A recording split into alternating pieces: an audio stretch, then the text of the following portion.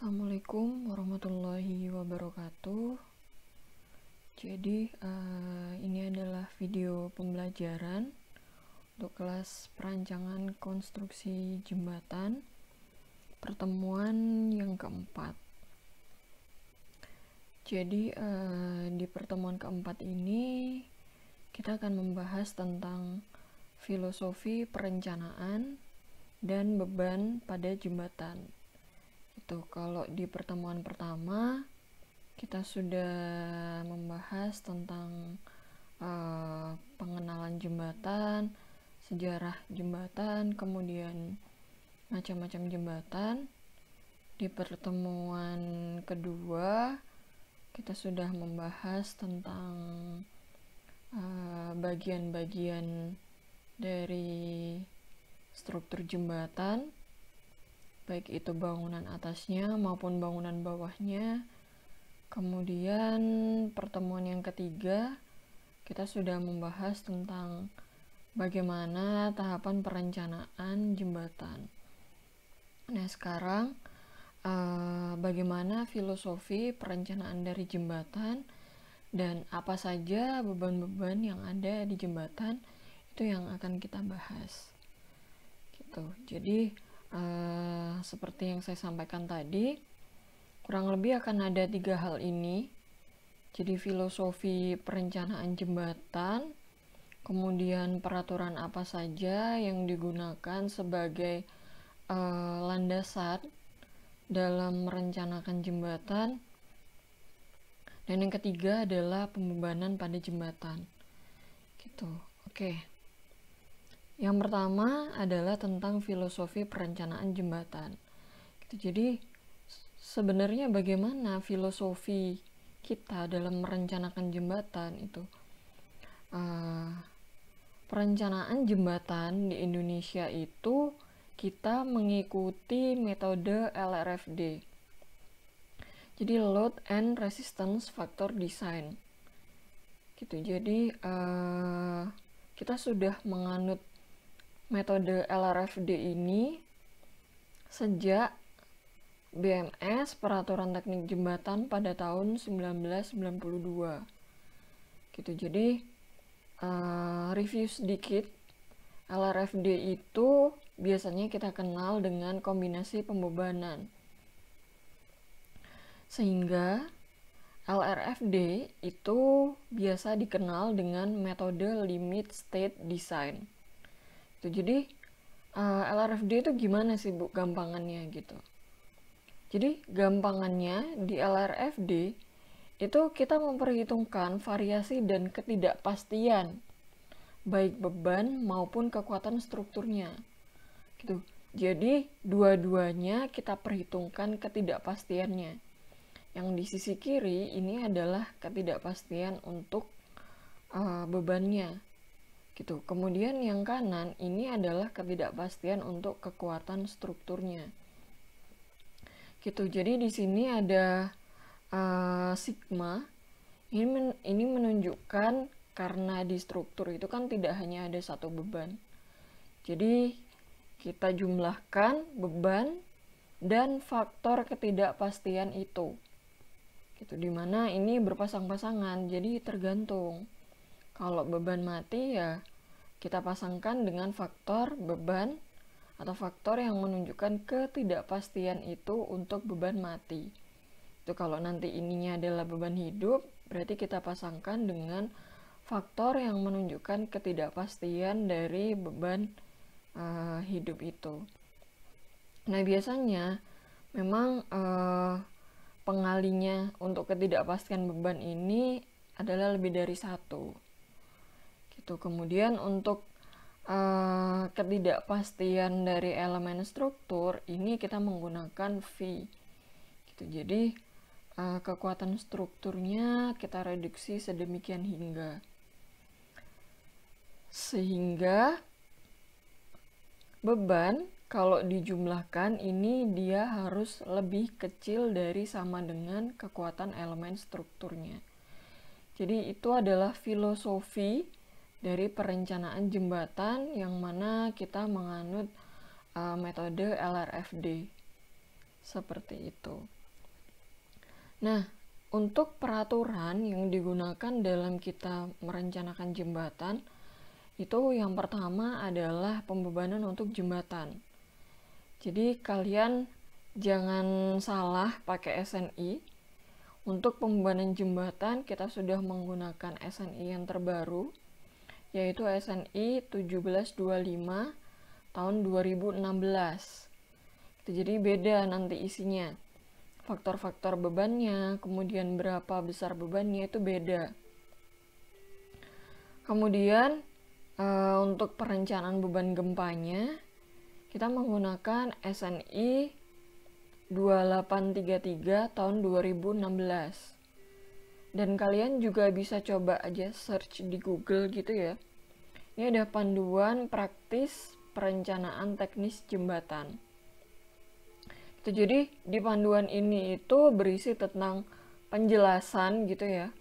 Penjelasan tentang SNI 1725 tahun 2016. Biasanya kalau bahasa-bahasanya SNI itu kan bahasa-bahasa yang baku gitu ya, terus susah dipahami. Nah, di panduan praktis ini ada sedikit penjabarannya. Kemudian aturan yang digunakan adalah RSNI, Perencanaan Struktur Beton untuk Jembatan, RSNI T12 2004, dan untuk struktur bajanya kita menggunakan RSNI T03 2005. Kemudian untuk perencanaan yang itu berkaitan dengan geoteknik, misalkan ada tentang abatmen atau tentang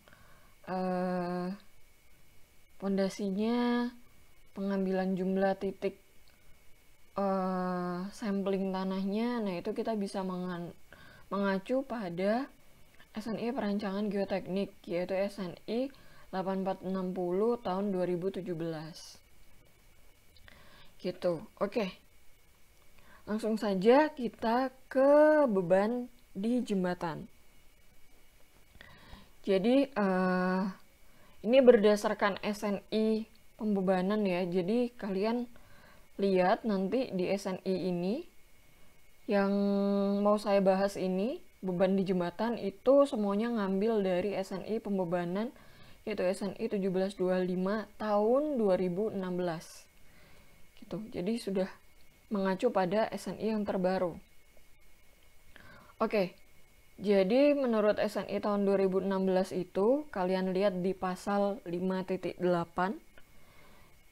di situ disebutkan bahwasanya beban pada jembatan itu in general dibagi menjadi dua, yaitu ada beban permanen dan ada beban transien. Gitu. Jadi sesuai dengan namanya, kalau beban permanen itu bisa kita bilang bahwasanya untuk beban-beban yang memang melekat pada jembatan itu dalam jangka waktu yang lama. Gitu. Sedangkan untuk beban transien itu dia bekerjanya lebih dipengaruhi oleh waktu. Jadi kemungkinan bekerjanya itu tidak secara terus-menerus selama umur rencana jembatan tersebut. Nah, di sini untuk beban permanen itu ada 5 ya. Ada MS, beban mati komponen struktural dan struktural. Kemudian MA, beban mati perkerasan dan utilitas. Ada TA, gaya horizontal tekanan tanah. Kemudian ada PL, gaya-gaya yang terjadi akibat proses pelaksanaan. Dan ada PR, beban prategang. Kemudian yang transien ini ada banyak, jadi ada SH, beban akibat susut atau rangka. Jadi biasanya beton itu kan mengalami susut ya. Kemudian karena kalau tidak susut dia juga bisa mengalami rangka karena pembebanan. Kalau susut itu dia mendek, kalau rangka itu dia mengalami regang meregang gitu. Jadi dua hal ini itu bisa menjadi beban. Yang kita sebut di sini adalah beban SH. Kemudian ada TB yaitu beban rem, ada TR sentrifugal, ada TC tumbukan kendaraan, TV tumbukan kapal, EQ adalah beban gempa, ada BF beban friksi, dan ada beban lalu lintas TD dan TT. Di sini beban lajur D dan beban truk T. Ada juga beban pejalan kaki, beban akibat penurunan, beban akibat temperatur ET, ada EU, EW, EWL. EU ini akibat temperatur, kemudian EW dan EWS dan EWL ini akibat angin pada struktur dan angin pada kendaraan.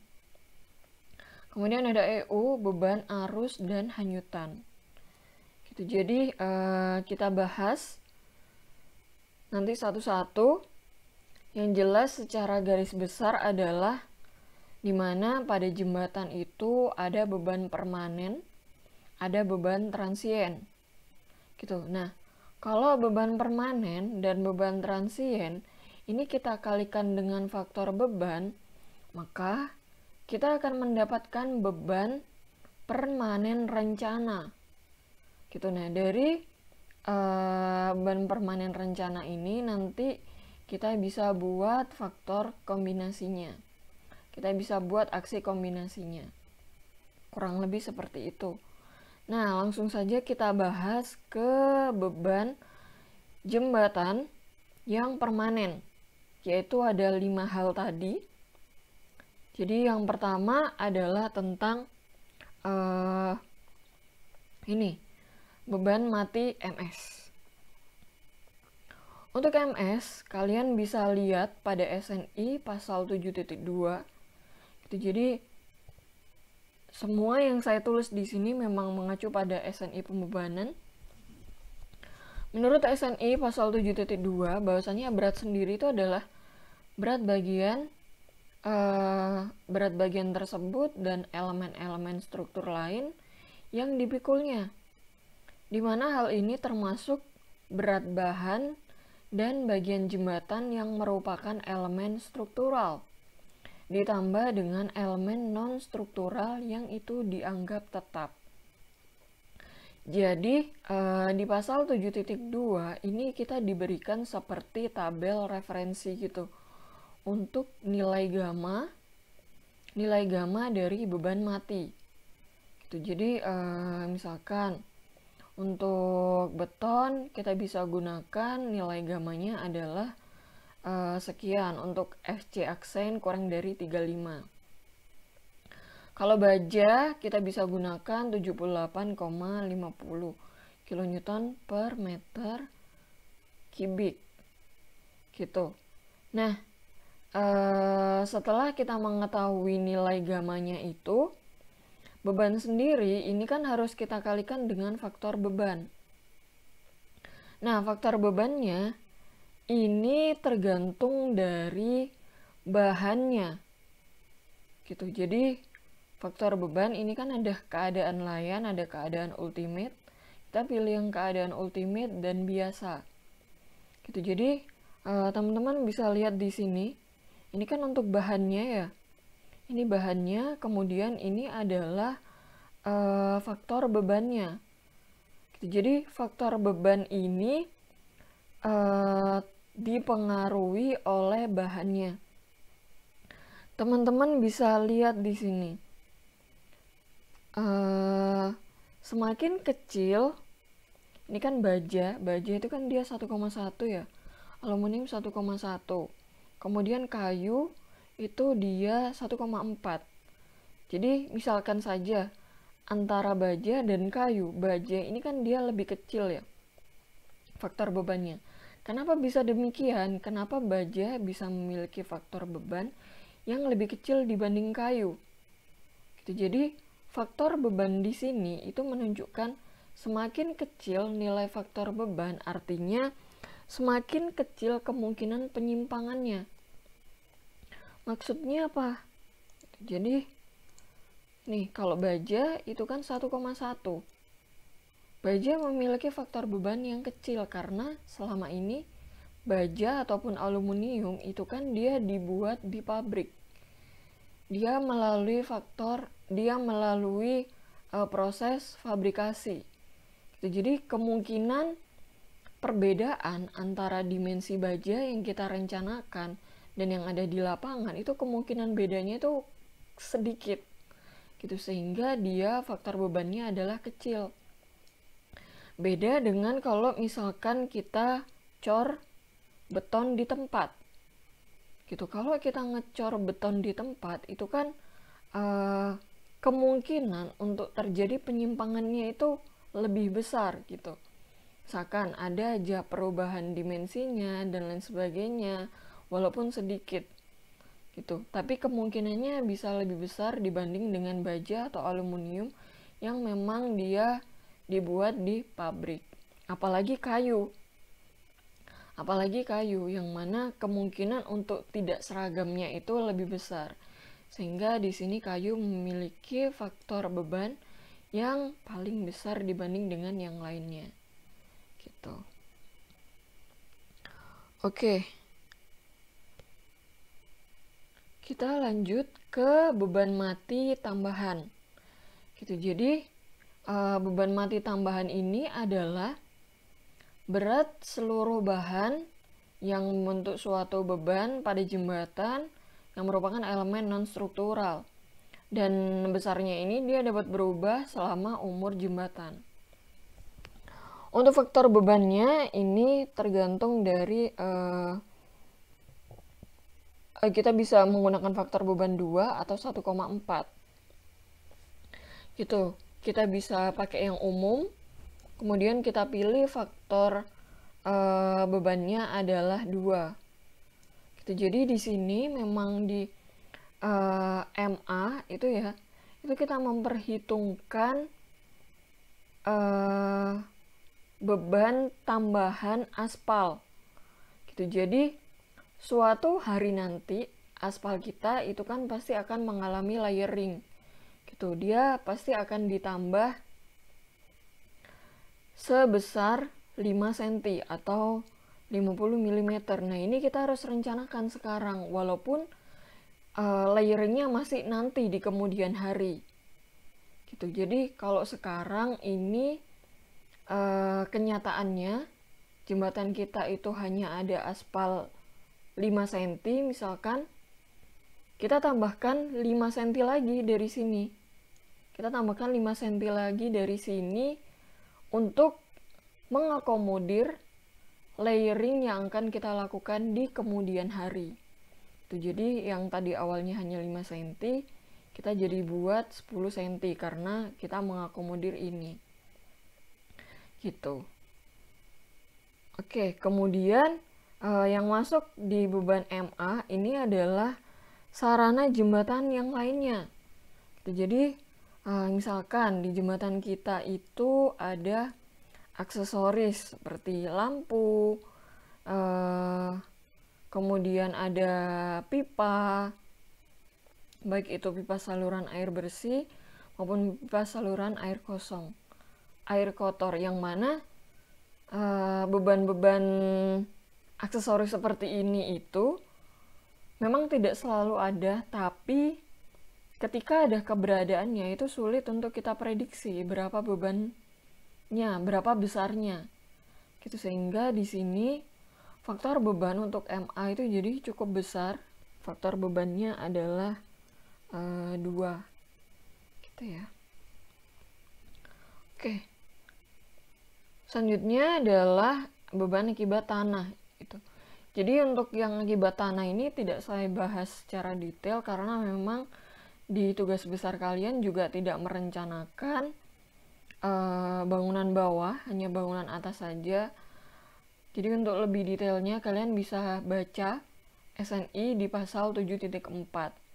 Itu dimana di sini untuk faktor beban akibat tekanan tanah itu, kalau tekanan tanah vertikal 1,25, kemudian tekanan tanah lateralnya kalau aktif 1,25 juga, Kalau pasif 1,3. Oke. Selanjutnya yaitu beban tetap akibat pelaksanaan PL. Jadi beban tetap ini beban yang disebabkan oleh metode dan urutan pelaksanaan pekerjaan jembatan. Beban ini biasanya mempunyai kaitan dengan aksi-aksi lainnya, seperti prapenegangan dan berat sendiri. Jadi ini dia faktor bebannya semuanya 1. Tuh. Untuk lebih detailnya, kalian bisa lihat di SNI pasal 7.5 ya.